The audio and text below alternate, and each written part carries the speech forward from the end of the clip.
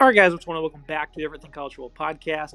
Today, me and Nick are in 2024 preview and prediction for the Duke Blue Devils. New look coaching staff as Mike Elko bolts for Texas A&M, along with most of the staff. Manny Diaz was last year's defensive coordinator at Penn State. He's now the lead man. Jonathan Brewer spent the past 2 seasons on the staff at SMU. And then Jonathan Petit was the same role at Texas State in 2023 as defensive coordinator. Injury to Riley Leonard led to this team missing massive expectations. Nick, last year, my lock of the year in terms of betting was Duke's over win total. They ended up clinching that in the final game of the regular season. They should have had it wrapped up in the first half of the year, though. They started off impressive. We said for months they'd beat Clemson. They did that by double figures. Should have beat Notre Dame, and that ended up going sideways there in the final few minutes. And then Riley Leonard, he went down in that Notre Dame game, and he was back against Florida State. And this was a game they were outplaying the Noles in Tallahassee. He goes down again with an injury. It's pretty much the end of their season in terms of making a run for the crown, Nick, because they got blasted by Louisville the next week. Barely beat Wake Forest. Had a couple of close losses before that season finale against Pittsburgh. This team had a lot of expectations, Nick. If Leonard doesn't get hurt, they probably would have accomplished a lot more. Coulda, woulda, shoulda. Unfortunately, is going to be the story with this 23 Duke Blue Devil team. Go ahead and put a cap on it. Yeah, they were 8-5 last year, and I think it was a very respectable record. Mike Elko really turned this program around. That's been a dormant program in college football. I liked them a lot last year. You and I, high on that win over Clemson. That was an incredible game to cap off the Week 1 slate on Monday night. I had a lot of fun watching that game. A really good matchup. This team was solid with Riley Leonard, but his injuries certainly held this team back as he got hurt, and it really derailed the season. What could have been a better season. 8 wins, though, is still extremely respectable. And now they bring in Manny Diaz, who I think is still a great football coach. I know his tenure at Miami ended really sour after a couple of seasons, but he's rehabbed his image at Penn State coaching a really solid defense, and now he gets another crack at being a head coach at a more low-key, less pressure environment than Miami. I think it will work out really well for all parties involved. Now you look at the offensive side of the ball, it certainly still put up some solid numbers of 27 points per game. The passing attack certainly wasn't great to begin with, and it slowed down significantly when Leonard went down. They returned 5 starters, lost 10 guys on the portal, added another 11. Grayson Loftus struggled bad in his first start against Wake Forest, played much better to round out the season, was able to settle in and be a good game manager, convert on third downs, showed the ability to throw some nice balls outside the numbers, looked like an actual quarterback who could play the game, Nick, late in the year once he got comfortable. Malik Murphy, though, is the expected starter, next top 50 recruit, started 2 games for Texas last year, made a few nice downfield throws, also struggled with decision-making. Has nice touch, good size at 6'5", 238, nice release. Just needs more game reps to really start to improve, and he will likely get it this season. What do you make of this quarterback battle? Murphy seems penciled in, but Loftus did play some pretty remarkable football towards the end of the season, or at least admirable football, I guess you could say, because he still ended up completing about 56% for the year. This offense wasn't terrible once he started settling down. Loftus is not a bad quarterback, 1,000 yards passing, 8 touchdowns to 4 picks in limited relief roles, 55% comp rate. I do think Murphy will get the start here. Murphy, a really solid add from Texas, a guy that was a good versatile quarterback, a nice dual threat option who had some success at previous stops. I think he'll be a decent option here. I think you plug Murphy in and you get similar success to what you had at Riley Leonard. I think Leonard was a lot better than Murphy, but I do think Murphy can kind of repeat some of the similar offensive success that this team had when Riley Leonard was fully at full strength. I do think Murphy's a decent add. I think he'd be a really good starting quarterback here. Now you look at the ground game, you certainly wonder if Murphy is the starter, what he can provide in terms of upside. This room was deep last year. It's something we alluded to before the season. Now it's just going to be Jaquez Moore, who's left to defend this backfield really well for himself. Shiftier back that can move laterally while moving forward at the same time. Thrives with following a lead puller and then hitting the gas with his acceleration. 5'10", 201 pounds. Star Thomas, 6', 225. Very efficient runner at times last 2 seasons for New Mexico State. Should be a respectable number 2 runner. And you have Peyton Jones. Only saw a few snaps as a true freshman. And then Al Wooten was a pretty solid player in 4 years at Mercer. He joins the depth chart here. What do you make of this ground game, Nick? Certainly with the expectation, again, that Murphy might provide. But if he doesn't, how much do you think these guys will be able to provide a ground game that was actually really good at times last year? Ran it on Notre Dame. NC State had issues with him. Picked up steam against Clemson for the most part of that game. Dominated Northwestern. Down the stretch, they weren't as good, but they were still helpful in terms of establishing a nice presence. I thought this ground game was a very impressive unit last year. It's not a bad unit. I think more returns, some nice production, 674 yards rushing, 5.8 yards per carry, 6 scores for more. I think he can be, a decent back here. I think Star Thomas is not a bad add. Peyton Jones, is an inexperienced player, but did get a few reps last year and scored a touchdown, so I think he's not bad either. I do like what they have, and if you have Murphy, who's able to run and get some nice rushing touchdowns potentially, or be involved in the red zone, I think this running back rushing attack could be pretty good. It wasn't bad at all last year, middle of the road. I think it'll be a similar type of unit again this year. And I forgot to mention, they were good against Florida State, too. 3 weeks in a row, they had 189 rushing or more on Notre Dame, NC State, and FSU. I mean, that's very good, Nick. I mean, those are some of the best run defenses in the country, and they were able to average over 4.5 yards with ease 3 weeks in a row. So, I mean, that's certainly very impressive, but obviously it's going to be a far cry from that this season. Looking at the wide receiver room, a group last year that we noted to have a few playmakers, but overall didn't have a lot of depth. Jordan Moore, an ex-quarterback, has been good, and his transition, though, has improved his route tree and should really shine in terms of separation and expanding his game to more than just an underneath or boundary weapon. Shamar Higgins has 61 receptions over the last 2 seasons. Was going to have quality production before Leonard went down. Should be the primary slot in 2024. Although tight end Nicky Dalton also played plenty of slot for them as well. Eli Pancol at receiver returns after missing all of last season. Made some big plays for them early on 2022. Seasoned veteran at this point at 6'3", 205. Should be a quality asset.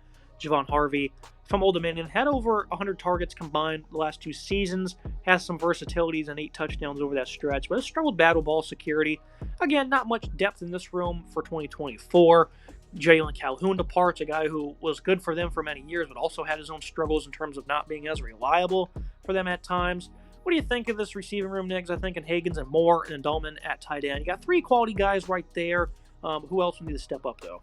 Yeah, I think the 3 there is not a bad trio at all. I think Moore's a really good player to return 835 yards receiving, 13.5 yards per grab, and 8 scores. Good numbers there. I think Higgins is not bad either, right? Higgins was not very efficient, which I think is the biggest issue, and 260 yards receiving with 8.7 yards per grab is not great. And then when you have a decent tight end they return as well, and Nicky Dalton, who I think is a good, prototypical tight end, but also not very efficient in terms of his yardage. 147 and 9.8 yards per grab, no touchdowns for either of them. I worry about where the touchdowns are going to come from. It's probably going to be a lot on Moore this year. They added some small pieces with Harvey, who's a decent add at that wide receiver Z. This is not a great unit, but it's not a bad unit, just a kind of a lower tier unit in the ACC that I have some questions about. Looking at the offensive line, this unit was certainly immensely helpful in getting that big push for the run game.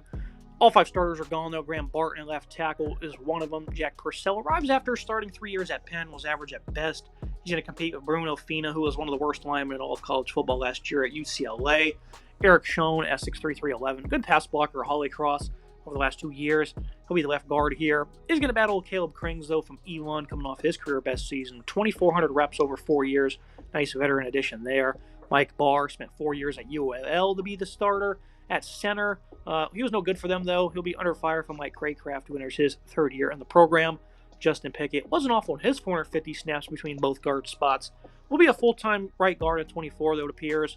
Same goes for Brian Parker. Playing a good bit of both tackle spots. It's quite outstanding. Will be a trusted starter at right tackle.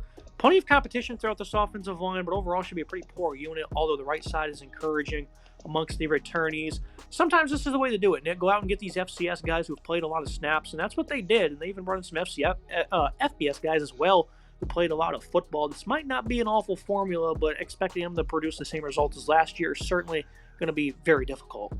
A whole new left side featuring guys from lower tier programs in the FCS. Eric Schoen coming over from Holy Cross was not a bad left guard for that program. Jack Purcell and Michael Barr coming from FCS programs as well. A really new look side, but they're all veterans that have played a couple years at the FCS level. Yes, it'll be a tough jump to the ACC, but I do think these guys are not bad. Justin Pickett returns, who's not terrible. Brian Parker's not too bad either. Some decent depth at the bottom as well. Some various pieces throughout. Zachary Franks could potentially start at right tackle, challenging Parker, who's a bit more inexperienced compared to him. Franks, has been around. He was at Northwestern, a decent experienced offensive line. A unit that's in transition. They added some pieces of the portal that are interesting to look at. Verdict for the Blue Devils offense. They struggled versus high-quality opponents overall, but the run game was quite competitive regardless. Duke still has a quality running back room, some good pass catchers, but a below-average offensive line and youth, but good upside at quarterback. This will be a unit that at times shows chemistry, but also be stagnant for long periods of time. I think it's the best way to put it for Duke. Look at the defensive side of the ball. A big reason why we loved this team so much last season was because of what they had on defense in terms of players and scheming. They returned 3 starters. 4 of the top 5 tacklers are back, and it's certainly encouraging. Lost 8 guys in the portal, added only 3. The defensive line, this was a great unit for them. Certainly a lot of turnover, though. Wesley Williams was a real standout as a redshirt freshman, especially against the run. Ryan Smith was a quality rotational piece. Michael Reese only played a few snaps throughout the year. Vincent Anthony played 200-plus snaps last year, but was relatively quiet. Creative pass rush loses its best edge weapons in the course of scheme. This entire defensive line features Aaron Hall. Played a good bit, only 277 pounds, though. Isn't built to really be an every-down player just yet. David Anderson only saw a few snaps. Is only clocked at 283 in terms of pounds. Will Sealer wasn't a bad player at 290 for Penn last a few years. And they picked up a player I love, though, from Liberty, and Kendi Charles, who's proven to be a good run defender and tackle for loss guy. Also only 6', 280, so quite undersized D-line. A few good players still here, but a reasonable step back is likely, Nick. Again, this was a D-line that had some phenomenal players, guys like Aeneas Pebbles, R.J. Oben. Those guys are now gone. This is a unit that certainly will step back, but they do have some decent pieces hoping to fill those roles. Wesley Williams, 39 total tackles, 6.5 tackles for loss, 1.5 sacks for him. Aaron Hall, 26 total tackles, 2 tackles for loss, 1.5 sacks for him. Michael Reese, 10 total tackles, 2 tackles for loss, 0.5 sack for him. He's a veteran player that's been around for a while. Ryan Smith, 24 total tackles, 3 tackles for loss, 2 sacks. A nice veteran rotational piece off that left edge. They add Kendi Charles from Liberty, who's a very exciting physical player that they're going to try and slot at right defensive tackle. I like what he can do. I think he's a really solid piece. David Anderson had 4 tackles in 3 games battling injuries last year, as also was a redshirt freshman who got some good experience. I do like what they have. I think, Anthony Vincent is not bad either. He had 17 total tackles, 4 tackles for loss, 2 sacks. A lot of guys that are just, middle of the road guys that they can all work together as a team. Potentially they can get some good numbers out of it. Nobody jumps off the page and wows you like they previously had at Duke, but I do think this is a good starting point for Manny Diaz's defense. Yeah, Dwayne Carter, another one of those guys they lose as well. In the middle of this defense, they returned 2 starting backers and Trey Freeman, who played a lot of reps, struggled as a consistent tackler, showed good ability in coverage, though needs to improve big time versus the run to really be a tone setter this fall. Nick Morris, on the other hand, was a great tackler and sturdy versus the run. Good, reliable duo is the expectation here. You look at Kendall Johnson, only saw a few reps as a freshman. He'll be joined in the fold by Ozzie Nicholas, who was an elite defender for Princeton this past season. Not the deepest room, but probably the best unit on this defense, I would say right now, Nick, because of all the losses they have across the board. But the 2 starting backers coming back is certainly big for them. This is a unit that returns some decent pieces, but not an incredible linebacking unit. I do think Trey Freeman's a really solid returning player. Top returning tackler, 106 total tackles, 5 tackles for loss, 3 pass breakups, plus a pick. Good numbers there. Nick Morris Jr. is not bad either. 61 total tackles, 2 tackles for loss, 1 sack. Was okay. Kendall Johnson, a redshirt freshman that got some appearances last year, will return as well. He wasn't phenomenal. He had 7 total tackles, a tackle for loss, and a sack. I do think returning your top returning tackler is not bad. I think Freeman is a good, sound tackler who can lead the way for this linebacking core. Now you look at the secondary unit that I absolutely loved under Mike Elko. They schemed up some wonderful tenacity in the back end under him. They returned one of their starting CBs in Chandler Rivers, who was good in coverage, also proved to be one of the top tacklers on the team. Trayshawn Devones was a great coverage asset for Rice this past season with 9 plays on the ball. Joshua Pickett, a veteran who's been admirable for Duke and will play a key role in some capacity. Mosua Kane will be a backup only. Saw about a dozen snaps last fall as a true freshman. Jalen Stinson, he's been a good nickel safety for them. Has recorded lots of tackles. He's undersized at 5'8", 177. Very good player here, though. Terry Moore was utilized in a bit of a versatile role. Seems in line for a bit of a breakout season as safety. Will Goldberg, who barely played at SMU, or redshirt freshman Deshaun Stone, will compete for the other safety starting role as well. Secondary, again, was well coached under Elko. They'll have some of that same leadership and guys like Rivers and Stinson. It'll be interesting to see if the scheming remains the same, but largely should, as this will be a strength, I think, for Duke. Even though I gave some good praise for the linebacking group, I think Duke's secondary can be good and still, regress at the same time, Nick, because they're certainly not going to be as dominant as they were under Mike. But I think Diaz is a very sound group here for 24. I think he does have a sound group. Stinson's a good leader for this team. A nice tackler, not as great as a coverage asset, but a really good tackler. 88 total tackles, 3 tackles for loss, a pick, and 6 pass breakups. Chandler Rivers is a better coverage asset. 7 pass breakups, 1 pick, 58 total tackles. Terry Moore is not bad. 43 total tackles, 3.5 tackles for loss, 2.5 sacks, 2 pass breakups. Joshua Pickett's not bad. He had a pick and 2 pass breakups plus 17 total tackles. Cameron Bergeron as well had 15 total tackles. So some nice depth here, some varying pieces. I think this is a decent unit. I think the secondary unit's not bad at all, and a good building block unit here. You look at the verdict for this side of the ball. The Blue Devils D was a great unit due to, again, that scheming and development under Elko, and Diaz doesn't seem to have the same luster that he did many years ago as a defensive coach. I think he can keep this unit stable, and the returnees will be great leaders, but a sizable step back seems in order. But I think they'll be competitive for the most part. Leads it to the final prediction. Duke loses a lot all around, but have some nice upside due to its young QBs, adequate supporting cast. But overall, they seem doomed to take a big step back in the trenches and likely won't make as many big plays on defense. Struggle year in store for the Blue Devils, and this is the reality of sports, Nick. Last year, all over this team hammering the over. This year, hammering the hell out of the under that is, for some reason, set at 5.5. And every year you see it in the casinos. We thought last year the 6.5 was a complete miss. This year's total is also a complete miss, Nick. Just on the other side of things, I think September 21st in Middle Tennessee. Potentially a game that they lose. It'll be interesting early on in week 2 against Northwestern. That's a great defensive line they're going to face. That's a game that certainly is winnable, but I see them losing it. Things can either start very bright for Duke or they can start very sour. I see them kind of being mixed, stumbling down the stretch to 3-9. I agree with you. I think this is going to be a tough first year for Manny Diaz. I like Manny Diaz. I think he's a good defensive coach who put together some great defenses at various stops, and those Penn State defenses he was coaching last 2 years were not bad at all. I think he got a tough time at Miami. Their lights were a little too bright for him. I think this is more his level. This is not an easy schedule, and this team doesn't return enough to be super competitive, in my opinion. Try and get to that 6 wins, trying to look at it on this list. I have them at 4-8. I think they'll beat Wake, but I can't find 2 more wins here. Okay, maybe a pick off Northwestern.